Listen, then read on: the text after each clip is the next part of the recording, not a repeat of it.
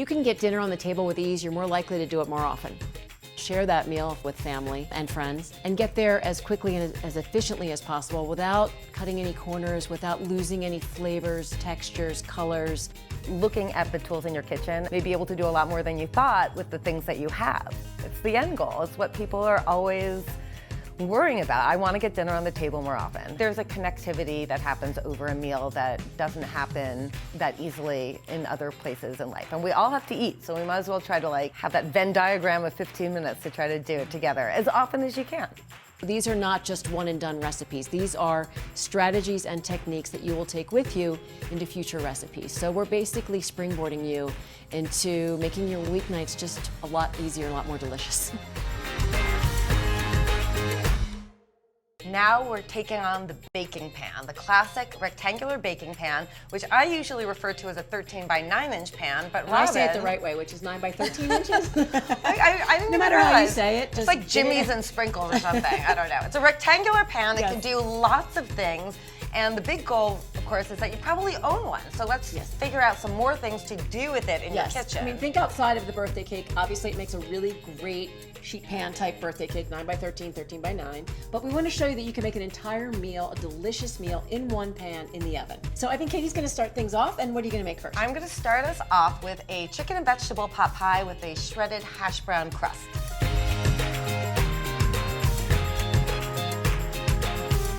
We're going to start building our chicken pot pie. Traditionally, you think of a pot pie in a pie pan, a round pie pan, and with some sort of pastry crust. But we're going to take two different twists on this. We're going to make it in the 9 by 13, 13 by 9 inch pan, and we're going to use a hash brown potato crust, which is a really fun way to top this.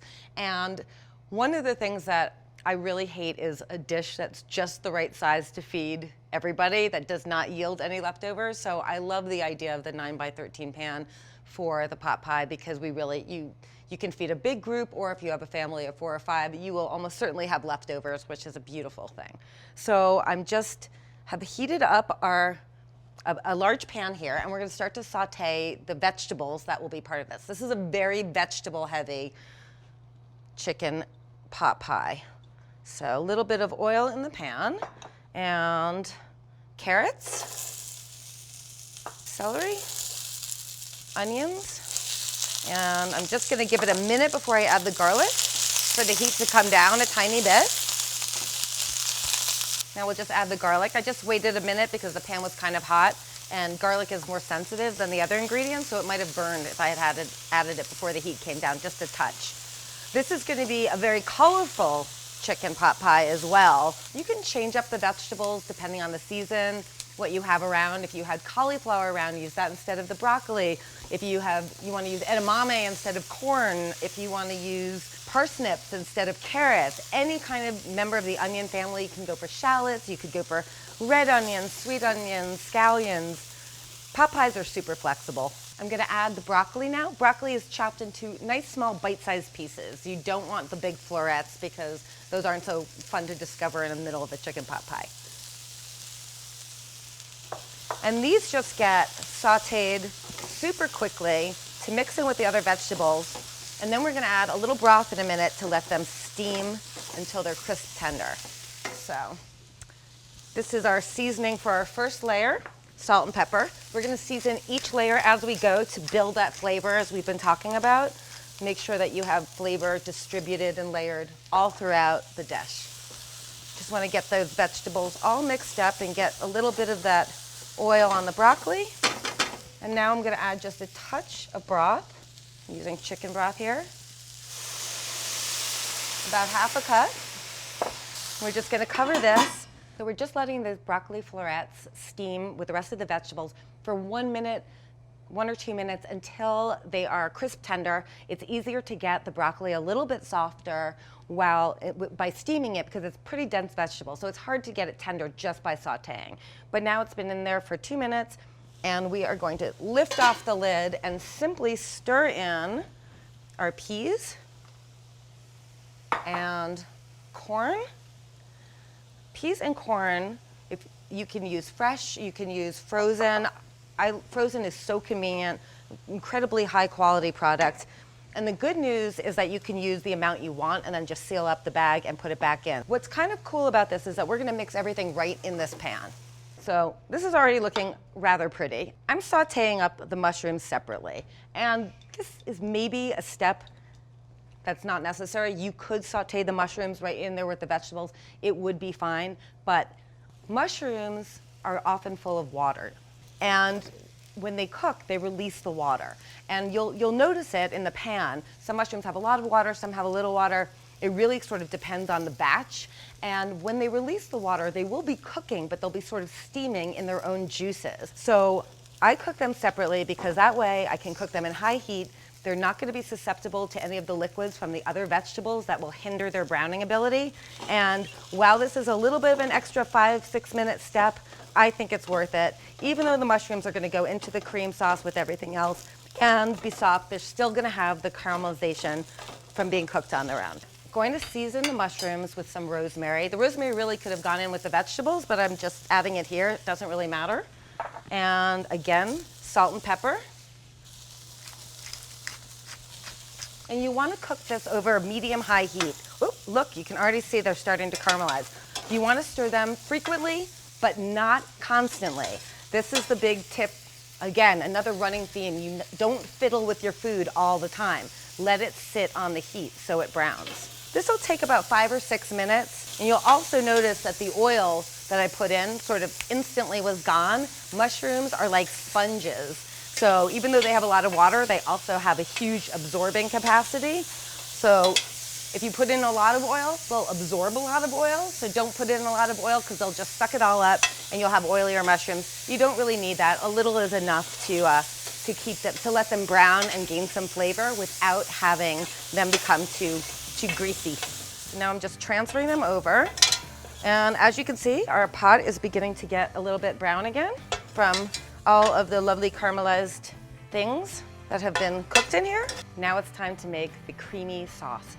There's a little bit of cream in here, not a lot, just enough to give it that rich, lush feel. Speaking of rich and lush, we're melting some butter. This is going to be the base of our sauce. And just about 3 tablespoons here, already picking up some of the little leftover caramelized bits on the bottom. And we're making sort of a roux here. A roux is a mix of fat and flour. The flour, which I'm now adding, gets toasted in the fat, which in our case is butter, and it will be a nice base to thicken the sauce. So the idea of cooking the flour first is so that it won't taste so raw. If you've ever added raw flour to a gravy, you'll taste it. It tastes like raw flour. You can get that element in there, but if you cook the flour first over high heat in some sort of fat, it will end up getting a lovely browned, nutty, toasty flavor that will still perform as flour does in terms of thickening, but won't have that raw flour taste. And as you can see, this is the proportion of flour to butter here is pretty high. There's more flour than butter, so we're not getting a creamy, loose roux. We're getting a very crumbly roux here, but that's because I just didn't want to add so much butter. I'm just gonna adjust the heat slightly, and this will take about 3 minutes to get to the right level of medium brownness. You don't want to let it get too dark, but you also do want to get the flour toasted. The roux is getting just to where it should be. It's sort of a light brown, and I can smell it, which is another reason that I know that it's toasting up. It smells like brown butter, which is what essentially it is, because you're not just toasting the flour, you're toasting the butter as well. So what we're gonna do now is add the broth, and you'll notice that I switched to a whisk. A whisk is pretty critical for this stage because you really are going to be needing to incorporate the toasted flour into the broth evenly so it can become a smooth sauce. And over medium heat, we're going to use the whisk and dissolve the little bits of flour into the sauce. And you can see right now there's little bits of flour, but you can also see that the liquid is still very, very liquidy, watery, but shortly you will see that they will combine, become smooth, and thicken up.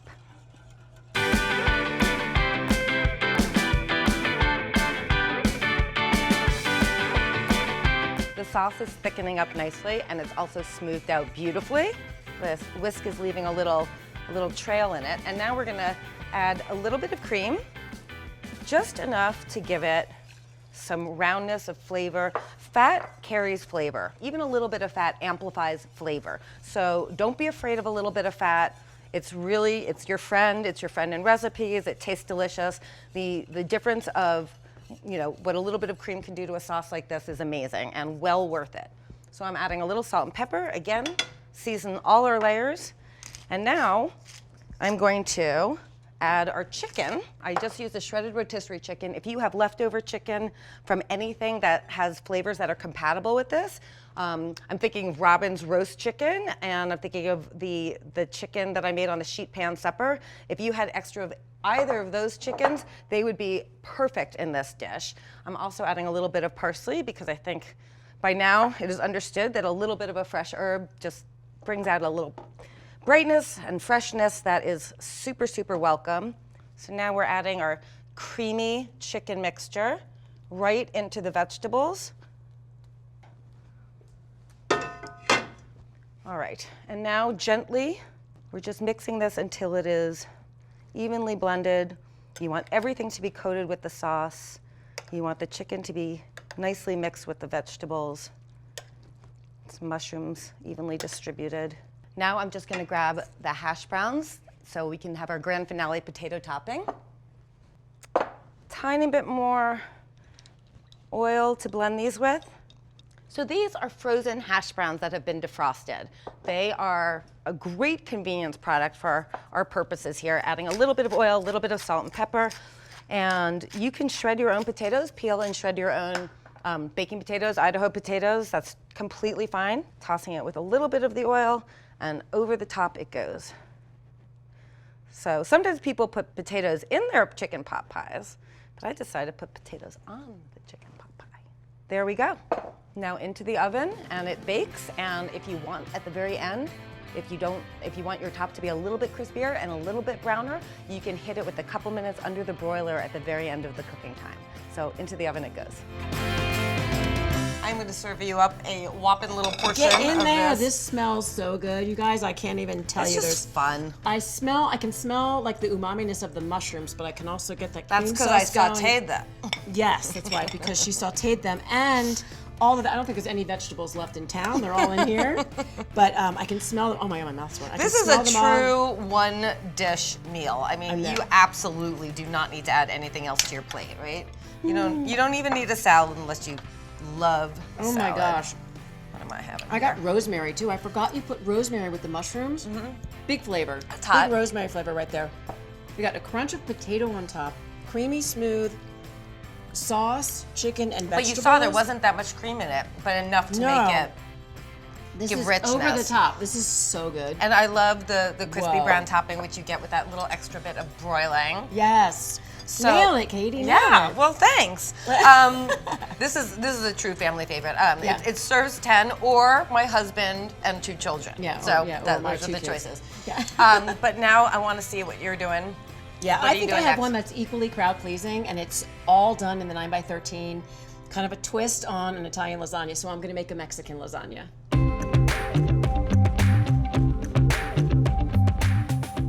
It's Mexican lasagna time, one of my favorite times. I love this dish. I make it all the time, and I know you're going to love it too because it's a twist on an Italian lasagna. It's a Mexican lasagna. Full of flavor and super easy. So there's a step that I like to do that's optional because we're using corn tortillas instead of pasta, instead of lasagna noodles. The optional technique is toasting them first. And what it does is it brings out a golden brown color, brings out more of the corn flavor, and it makes the tortillas a little bit more pliable, more like a noodle.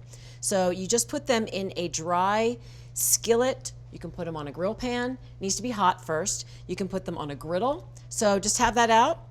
Get it over medium-high heat, get some heat under it, and we'll see it takes very little time to get a little bit of browning on both sides. You don't need to put anything in the pan because we're really just toasting. I'm already getting a little color.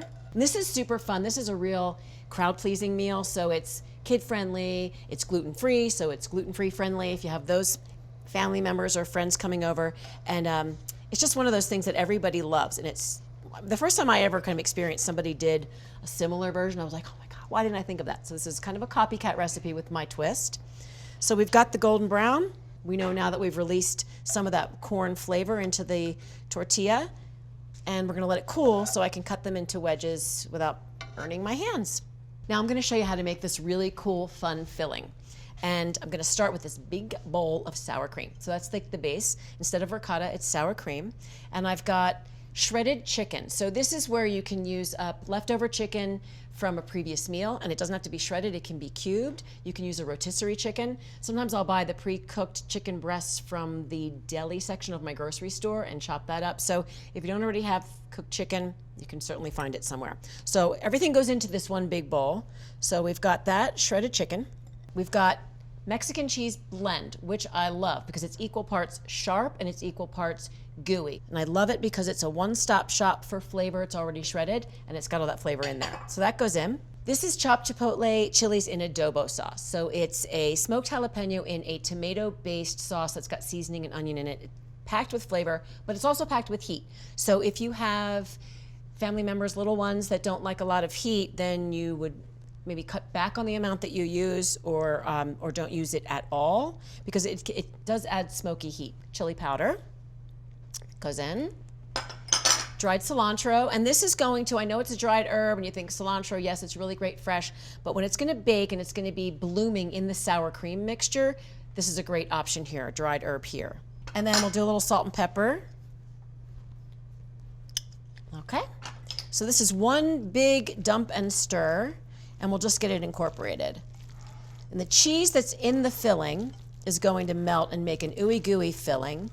The smoky chipotles and the chili powder are going to infuse into the sour cream. The chicken's just going to be digging all of it because it's going to be partying within all those flavors. This is prep ahead friendly too, so you can make this up to 2 days in advance and pop it in the fridge.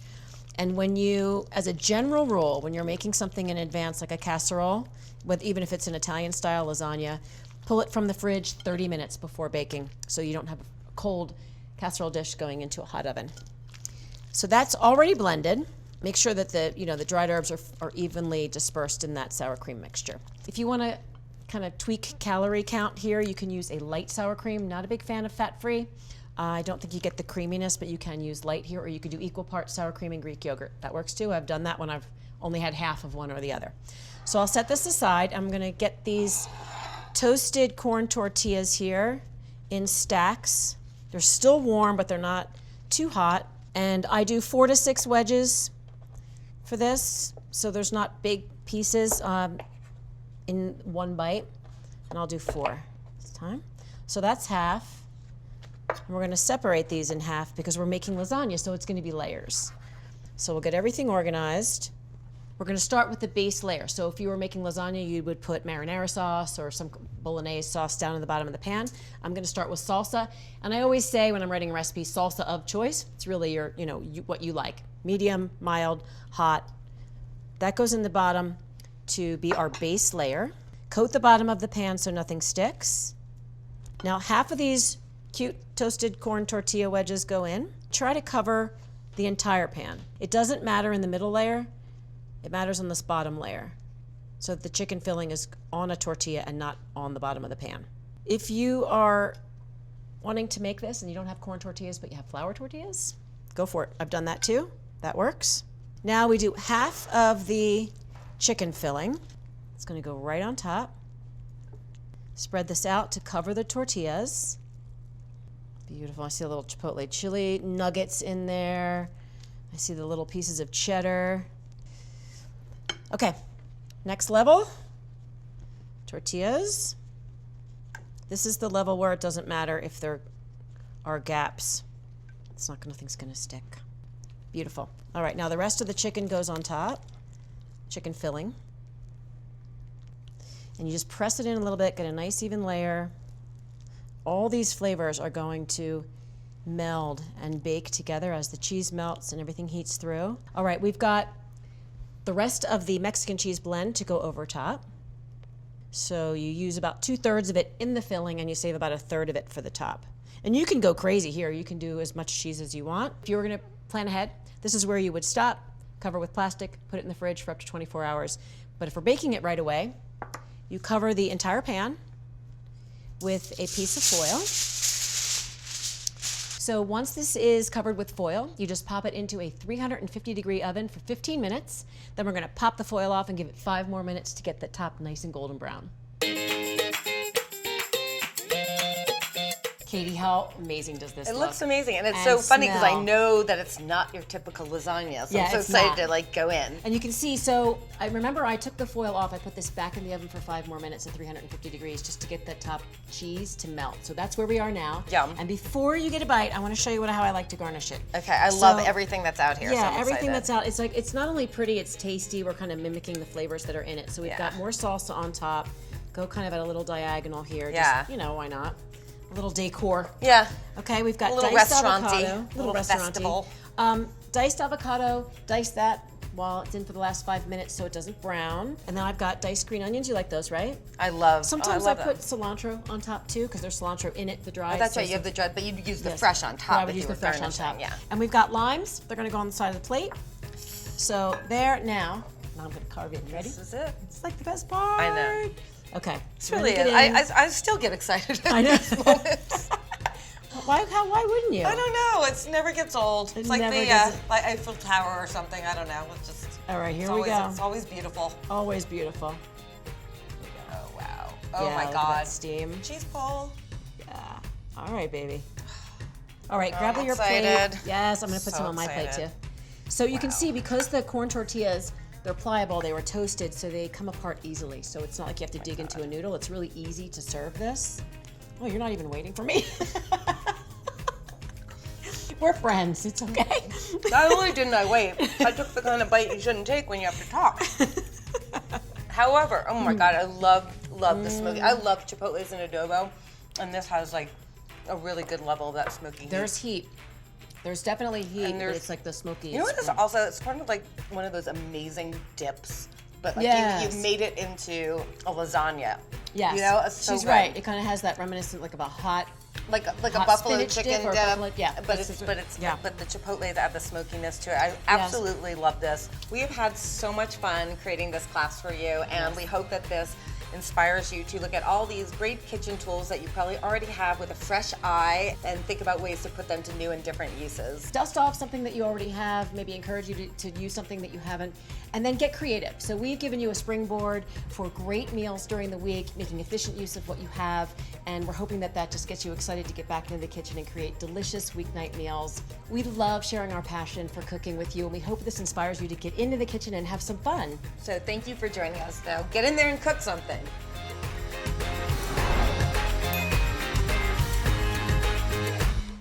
Creativity is one of the best ways to connect with ourselves and each other. Blueprint is your online creativity resource with thousands of on-demand classes for the whole family, all in the comfort of your own home. Learn to quilt, knit, sew, paint, bake, decorate, and so much more. And right now, we're offering access to Blueprint through April 16th for free. Watch now for free at myblueprint.com.